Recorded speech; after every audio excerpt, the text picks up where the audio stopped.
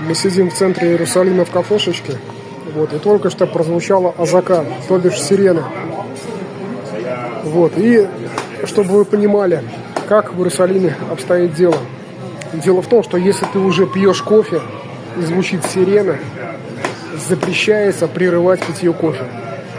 Вот, ну, а если ты взял имбирный чай, то это просто категорически запрещено прерывать пить чай. Поэтому мы не прерываемся. И пьем чай. И пьем чай. Мира всем.